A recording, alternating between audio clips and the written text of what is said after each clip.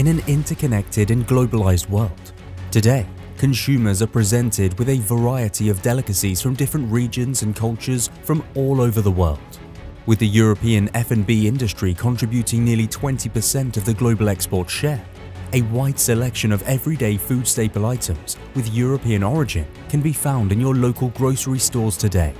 As the demand of the sector continues to grow with the population, the European F&B industry remains committed to staying ahead of the curve through innovation and adoption of technology within the sector, and of course, create products that remain everlasting in the hearts and minds of many. Malaysia has a very strong heritage, a very strong history with the makan tradition, which is all about homemade food. What you see in the last few years is that more and more people want to enjoy that homemade food, and therefore there's a pressure towards producing things in bigger quantities. New trends in the distribution and the retail industry have also contributed to that, in the sense that you have the development of the food trucks. Food trucks allow for bigger quantities to be produced, and at the same time you see a fast development of convenience stores and petrol kiosks. E-commerce is basically breaking up the industry because makes everything a lot more transparent. And because of COVID, you see a lot more eating in rather than dining out, and a lot more home delivery rather than go and get your food yourself. With the malls being shut down, suddenly all of these attractive locations have been closed for the various food operators. Not the whole, but a big part of the industry was suddenly shut down. Other vendors could only continue selling the foods through Grab deliveries and so forth, which was a big change in such a food country as we have in Malaysia. Even though COVID is of course impacting everyone, and that makes this year a particularly challenging year, I think the country will move forward and the F&B industry will move forward. Many foreign and multinational F&B companies have also chosen Malaysia as their manufacturing base, which to a certain extent help to strengthen and grow local industries.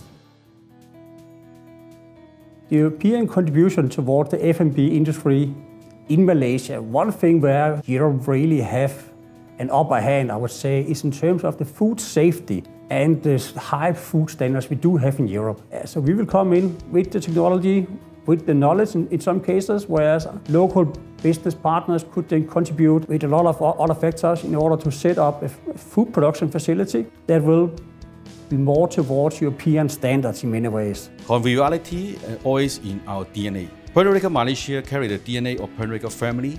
We respect people, respect the local culture, we treasure nature and keen to protect the environment. Puerto Rico, Malaysia always keep green mindset in our way of working. Maintaining cold chain in this part of the world is maybe even a little bit more complex than in Europe, because you have one additional element, which makes it a little bit more difficult, which is not just the temperature is different, but also the relative humidity is different in this part of the world. We've done a few initiatives at our humble and modest level to help and support the industry in this very challenging time. We have a lot of collaboration with gastronomy chefs. Over the past 40 years, EU participation in Malaysian food industries has accumulated to $1.3 billion through 148 approved manufacturing projects.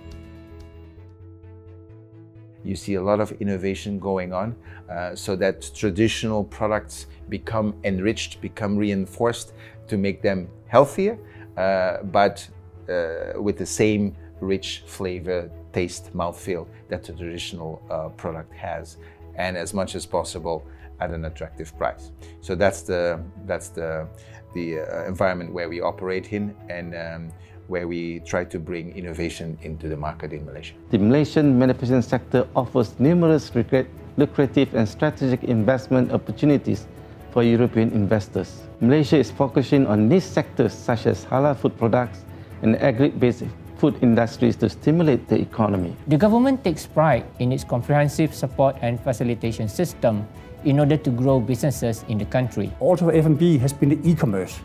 there has been a vast jump in consumers searching for food delivery options online. In the early days was because that they did not dare to go to stores. There were so many consumers need stores. The queues could take you an hour or two to get through. But even afterwards, if you want to be safe, you will stay at home, find options online to order your groceries, your daily needs. People want to drink less and better. And we certainly see in the upper part of our range, of our cuvée, an aspiration for people who want to discover what it is like to drink a 100-year-old cognac from Hennessy, or to drink a very old cuvée and blend from Johnny Walker. And those wine brands are doing very well. I think people are enjoying more and more a glass of red wine, a glass of white wine, or a glass of rosé wine with their meals. What is in store for the future? Basically to do everything better that we're already doing today. What does that mean? Because of artificial intelligence, we will be able to predict much more the demand of the consumer. We will be able to have better inventory planning and possibly organize our delivery in a more efficient way because we have a more in-depth understanding. Now, today, the logistical processes can be digitalized, can be automated a lot more. And this enables us as food connectors, like we like to call ourselves, where we bring global food innovations into local markets. The digitalization allows us to make that connection in a much more efficient way because of the digital infrastructure that we have been building over the last few years. They have such vast teams on the ground, meeting end users, meeting customers, and so forth, that they will get various input that we also will need to continue generating new products, innovative products, because having a local partner, they also expect from us as a principal, if we will continue to provide them with innovative products, we will continue to build on existing portfolios based on feedback from their side and from the own intelligence that we gather on our side. EUROCHAM Malaysia always bringing in new ideas, innovative way to serve our consumer, meeting their needs, not necessarily only in the traditional ways. May not be just business drinking occasion, may not be just traditional entertainment or traditional gift giving. Actually, more and more from personal and social occasion needs. We had a fantastic event, of course, with social distancing, with a lot of virtual and online part of the event. On the Moet Hennessy side, we have a global program that we launched a few months ago called Sustainable Soil, Living Soils, Living Communities. And under this program, we focus a lot of energy, attention, effort, investment in making sure that everything we do is sustainable, increasingly sustainable, all the time more sustainable. European investors can tap on the vast Asian market via Malaysia through government competitive tax incentive and available partial grant for fully automated high-tech food production activities. The food and beverage sector is a key industry in Malaysia, a country that loves food and takes great pride in its food traditions shaped by so many different cultures. As the F&B industry in Malaysia is diverse and known to be driven by a few larger manufacturers as well as many SMEs in the supply chain, EUROCHAM Malaysia recognizes the potential to assist SMEs in the digitalization, as well as to introduce smart technologies and sustainability practices into manufacturing and also farming. Many of our members at EUROCHAM Malaysia and our bilateral chamber network are already involved in such projects, as we actively partner with other bilateral chambers, trade organizations and the government to bridge the gap. We at EUROCHAM Malaysia believe in a healthy partnership for trade and investments between the European Union and Malaysia, as well as a synergetic exchange of technologies and food culture. Malaysia can be your springboard into ASEAN. At DP International, we feel very proud to do our part to bring EU and Malaysia closer together.